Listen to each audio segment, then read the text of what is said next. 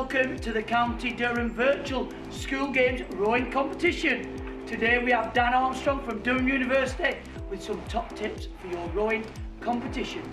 I'm sure this is how you do it. Competition formatting. Years 7 to 13 team event. Teams will consist of a male and female from each year group. Individual races.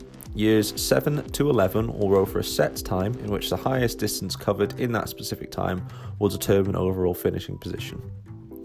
Years 12 to 13 will row for a set distance for the fastest time determining the overall finishing position. Year 7s will row for 2 minutes. Year 8s will row for 3 minutes. Year 9s will row for 4 minutes. Year 10s will row for 5 minutes. Year 11 will row for 6 minutes. And years 12 and 13 will row over 2,000 metres.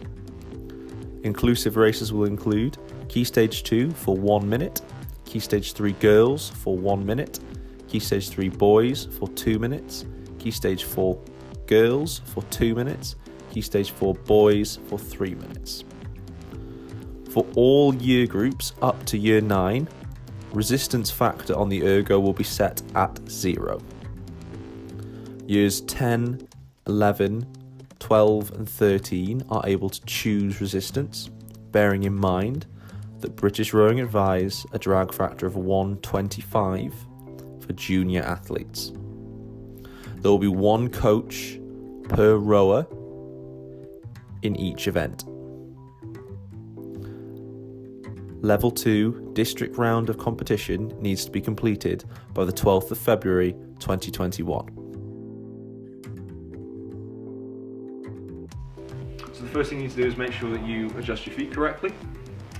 So the top tip that I was always shown is that you want to make sure that this strap is over the base of your toes. So you take your foot out, drop the foot down, and just check that it's in the right place. Nice and tight, over the bottom of the toes. And set the other foot exactly the same as the one you've just done.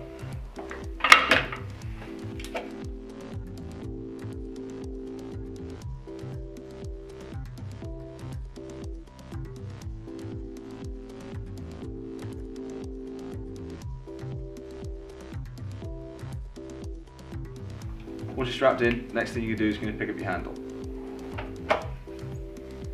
You want to make sure that you start in this position, legs straight, nice and vertical, and then you just push the legs flat, open the body up, and bend the arms. You let your arms go straight, you rock your body over, bring your legs up, push, open, pull. Arms straight, body over, legs up, push, open, pull. Sped up, it looks a little bit like this.